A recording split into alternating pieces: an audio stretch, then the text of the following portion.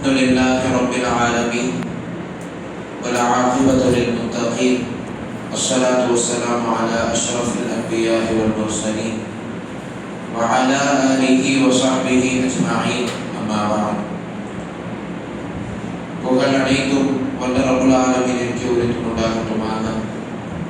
அவனுடைய சாந்தியும் சமாதானமும் சர்தாரே ஆலம் ரசூலுல்லாஹி ஸல்லல்லாஹு அலைஹி வஸல்லம் அவர்களின் மீதும் அவர்களை பின்பற்ற இருக்கின்ற ஒவ்வொரு நல்ல உள்ளங்களின் மீது குறித்து கொண்டாகட்டுமாக.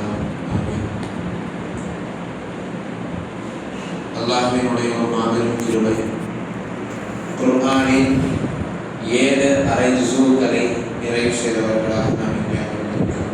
அல்ஹம்துலில்லாஹ் ஹம்தன் கஸீரன் தய்யிபன் முபாரக்கன் ஃபீஹ். அல்லாஹ்வின் நல்லடியார்களே, நபி ஸல்லல்லாஹு அலைஹி வஸல்லம் அவர்கள் குறிப்பிடுகிற பொழுது கியாமா நாளிலே தராசில் அதிக எடையுடைய ஒன்று என்று சொன்ன பொழுது நபி ஸல்லல்லாஹு அலைஹி வஸல்லம் அவர்கள் எந்த ஒரு தொழுகையையுமே குறிப்பிடவில்லை, நோன்பையும் குறிப்பிடவில்லை, ஸகாத்தையும் குறிப்பிடவில்லை, ஹஜ்ஜையும் குறிப்பிடவில்லை. கியாமா நாளில் தராசுகள் நடக்க வேண்டும் என்று தானே ஒவ்வொரு முஃமின்களுக்கும் ஆசை. நன்மையினுடைய தராசு வெயிட்டா இருக்கணும், என் கையில ரைட் ஹேண்ட் அல்லாஹ் தஆலா பட்டோலை வழங்கணும் என்றெல்லாம் இருப்பது தான் ஒரு முஃமினுடைய ஆசை. அந்த ஒரு உயர்ந்த தரஜாவை நாம் கஷ்டப்பட்டு செய்யக்கூடிய எந்த ஒரு அமல்களுக்கும் நபி ஸல்லல்லாஹு அலைஹி வஸல்லம் அவர்கள் தரவில்லை. இதை செய்வா ஓ தராசு வெயிட்டா இருக்கும் என்று எந்த ஒரு அமல்களுக்கும் நபி ஸல்லல்லாஹு அலைஹி வஸல்லம் அவர்கள் சொல்லவில்லை. எதற்கு மட்டும் சொன்னார்கள் தெரியுமா? அழகிய நற்பண்புகளுக்கு மட்டும் சொல்லி காண்பித்தார்கள். அழகிய நற்பண்புகள், அதை நாம் எப்படி சொல்வது? நபி ஸல்லல்லாஹு அலைஹி வஸல்லம் அவர்கள் தான் அனுப்பப்பட்ட நோக்கங்களில் சொல்கின்ற பொழுது, நான் இதற்காகத்தான் அனுப்பப்பட்டேன் என்று சொன்ன அந்த பட்டியல்களில் ஒரு ஹதீஸில் இப்படி வருகிறது, இன்னமா புஇஸ்து லிஉத்தம்மிம மகாரிமல் அக்லாக், அழகிய நற்பண்புகளை பரிபூர்ணப்படுத்துவதற்காகத்தான் நான் அனுப்பப்பட்டேன் என்று கண்மணி நாயகம் ஸல்லல்லாஹு அலைஹி வஸல்லம் அவர்கள் சொல்லி காட்டுகிறார்கள். ஒரு பெண் இருக்கிறார், அவர் தகாத தொழில் செய்யக்கூடியவராக இருக்கிறார். அவர் நிச்சயமாக செல்லக்கூடிய இடமாக நரகம் தான் இருக்கும். ஒரு முறை சாலையில் நடந்து சென்று கொண்டிருக்கின்ற பொழுது ஒரு நாயை பார்க்கிறார். அதில் மிகவும் தாகித்ததாக இருக்கிறது.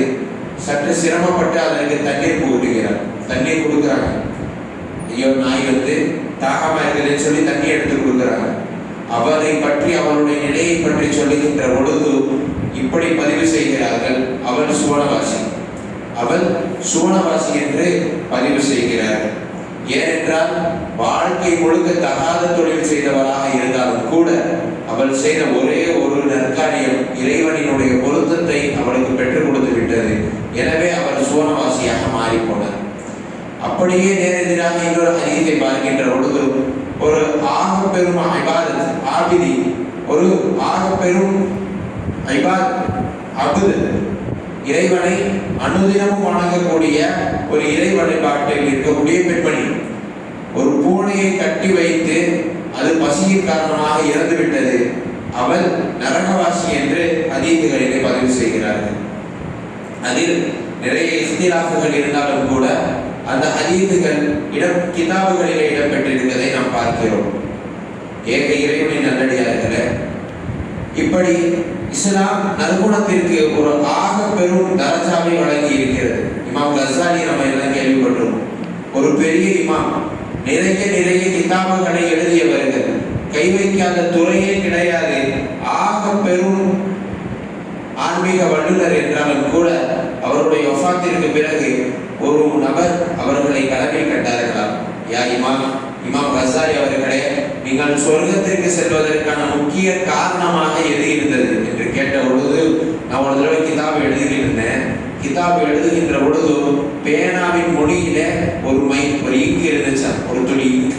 அதுல ஒரு ஈ உட்காந்துச்சு, அந்த இங்க குடிச்சிச்சு. நான் ஒரே ஒரு செகண்ட் கிதாபு எழுதுறது நிப்பாட்டிட்டு அது குடிச்சிட்டு போட்டுமே சொல்லி விட்டு அடுத்து அது பார்த்ததுக்கு அப்புறம் நான் எழுத ஆரம்பிச்சேன். இந்த ஒரு அமலின் காரணத்தினால் அல்லாஹ் ரப்பல் அஸ்ஸ வ ஜல்ல என்னை சூனத்திற்கு காரணமாக்கினான் என்று சொன்னார். சொல்ல வருவது என்னவென்றால், அழகிய நற்பண்பு நம்மிடத்தில் இருந்து வெளியாக வேண்டும்.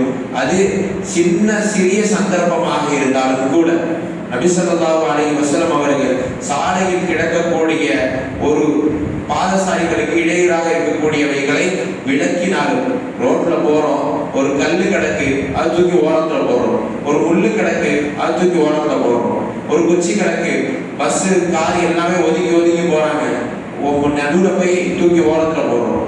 இமாதத்துல் ஆதானின் தரீக்கு என்று சொல்வதை, அதாவது பாதையிலிருந்து எந்த ஒரு பொருள் இடையூறு அளிக்குமோ அதை தூக்கி ஒதுக்கி போடுவதை கூட நபி ஸல்லல்லாஹு அலைஹி வஸல்லம் அவர்கள் பாதைக்கான ஹக்கு என்று சொல்லி காண்பித்தார்கள்.